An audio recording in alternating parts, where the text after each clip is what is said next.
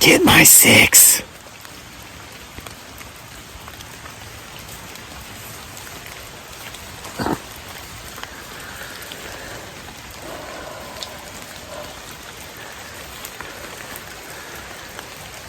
Because we are squatching. There's no rather to it.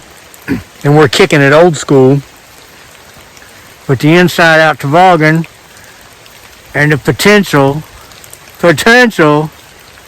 indicator.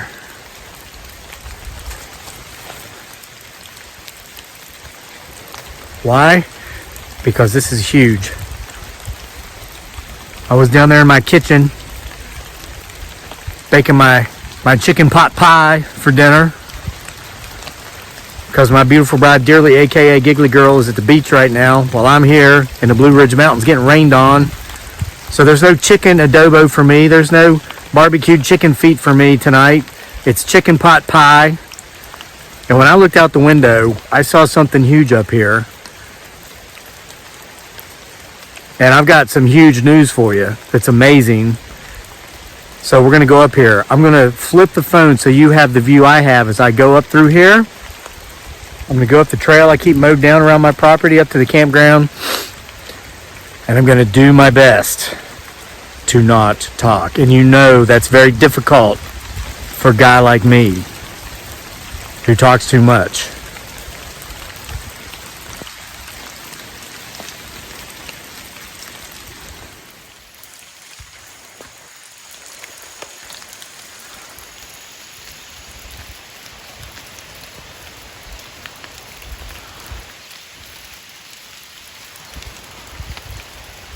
Dang rain's getting my blue potential indicator all wet.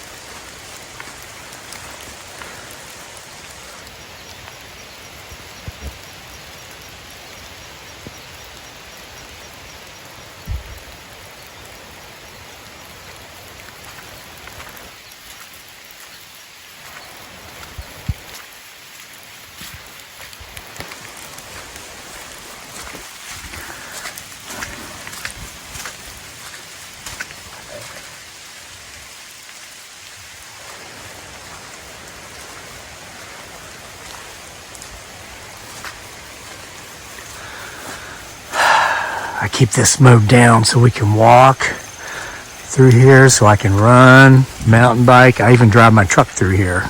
I drive my truck through here every few days to make sure that the trail's wide enough to get my truck through.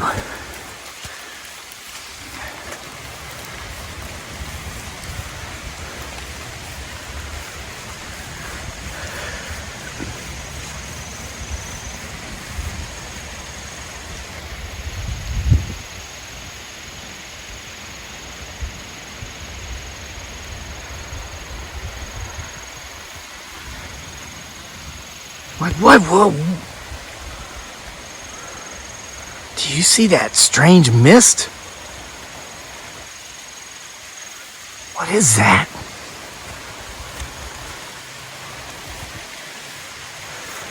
It's like following us. Guys, this is not CGI.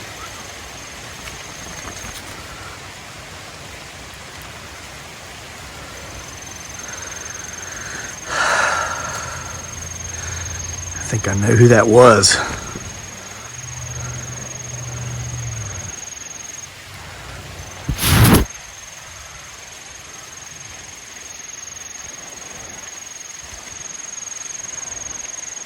Where'd you go, Jessup?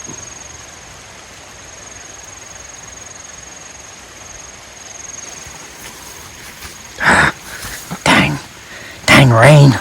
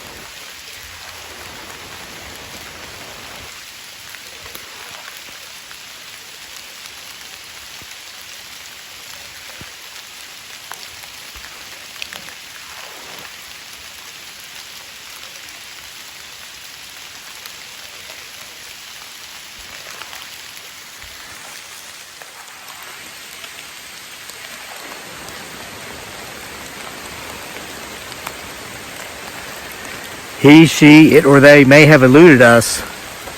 Our flank may not have worked, or it might have. If you saw him, her, it, or they, timestamp it. We're going to sit here and wait him out for just a minute. Or a few.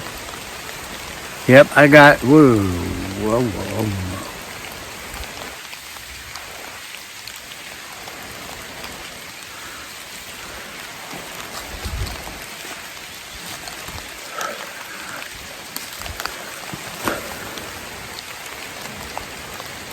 Now he's gone. Guys, we are not alone.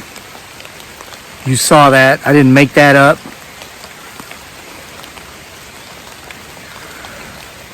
Boy, that was creepy, wasn't it? Okay, listen. Dang this rain. Oh, you see that? Watch. My technology is failing me here in this rain. There's well. Okay, guys. So, I just stuck my Mary Colander, I think it's the brand, chicken pot pie in the oven to bake at 425 degrees for 60 minutes after having wrapped an aluminum foil strip around the edge for my dinner. Sat down in the living room on the couch watching like movie trailers, trying to pick a movie to watch this evening after dinner. I'm just going to watch a movie and go to bed. And I'm having such a hard time, because I'll watch these trailers and the movies look great, but the trailers kind of like show you everything that's going to be in the movie. So it's like I feel like I don't need to see the movie now. So I'm sitting there doing that. And then I get an email notification, and it's from my editor. So I read it. I go check it, and he says, "Hey, do you realize we're number 3 right now?" And of course, he's referring to the new horror anthology release, October Nights. 31 Tales for the Halloween Season. And he had just sent the message, so I could tell he was online. So I sent it back and I said, well, I guess it was good while it lasted. And he says, what do you mean it was good while it lasted? And I said, well, we were number one yesterday, like in less than 24 hours of the release of this new anthology. We were already the number one best-selling new horror anthology on Amazon. And he sends a message back. He says, no, dude. He says, you're still number one there. He says, you're number 3 of all horror anthologies on Amazon, period. Here's the link. And I was like, what? So I clicked on the link. And it was like the top 100 best-selling horror anthologies on Amazon. And October Nights is number 3. I was like, well, this can't be right. Because I was looking down the list. Listen, here's some like household, here's some names. Okay, so October Nights, 31 Tales for the Halloween Season by this guy, the weirdo who wears his toboggan inside out.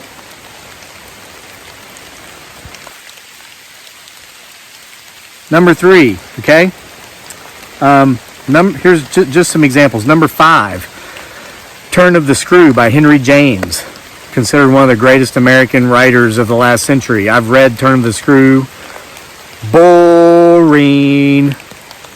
Okay, number 7, one of my idols, Ray Bradbury, and his short story collection called The October Country Stories. Ray Bradbury is one of my favorites. He's number 7. Somehow, I'm number 3. Number 8, Stephen King, Night Shift. Stephen King, in my opinion, greatest writer of all time. Number 1 best-selling author of all time. Number 2 is Charles Dickens, and Stephen King has sold more than twice as many books as Charles Dickens. Okay, number 10, Dean Koontz. Number 11, Stephen King again. Number 13, L. Ron Hubbard. Number 15, Shirley Jackson, one of the greatest horror writers ever. Probably the greatest female horror writer. She's most known for a novel called The Haunting of Hill House, which is probably until now, it was always considered the greatest work of literature about a haunted house. But October Nights, with this ongoing story that weaves throughout the entire work, I think is going to surpass that because of this guy, Jessup. And Jim Brown. Okay, number 25, Clive Barker, and there was a bunch of others in there. Stephen King, Ray Bradbury kept popping up with different anthologies, but we're number 3. So number 2 ahead of me is a guy named H.P. Lovecraft. Probably heard of him. His most known work in common pop culture is The Reanimator. It was a movie about this creepy doctor that, you know, brought a cat back to life, and that was that was based off of a Lovecraft short story. Then number 1 is a guy named Jack Ketchum. I don't know if you know the name, but he passed away just a couple of years ago. He was born in 1946, and a lot of his novels were turned into movies. One was called The Girl Next Door. He's a best-selling author, but his big claim to fame is Stephen King loved to write the forwards to his book, and the longest forward for another author that Stephen King ever wrote was for this guy. So we're in pretty good company right now. We're number 3, and the thing is, as of this recording, it might have changed by the time it gets uploaded, the print version isn't even available yet. It takes up to 72 hours after the e-version comes out, the Kindle version.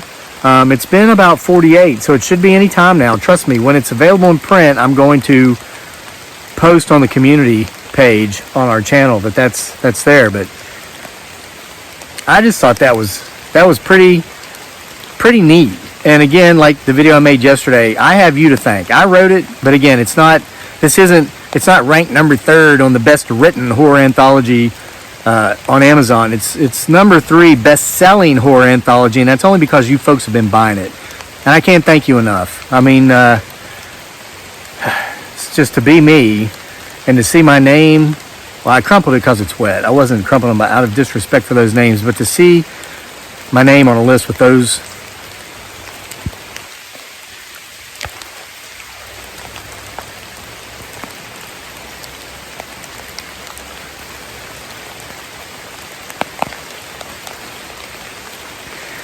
And our audience back here has just left the building. So thanks for being here with us for another episode of the PBS.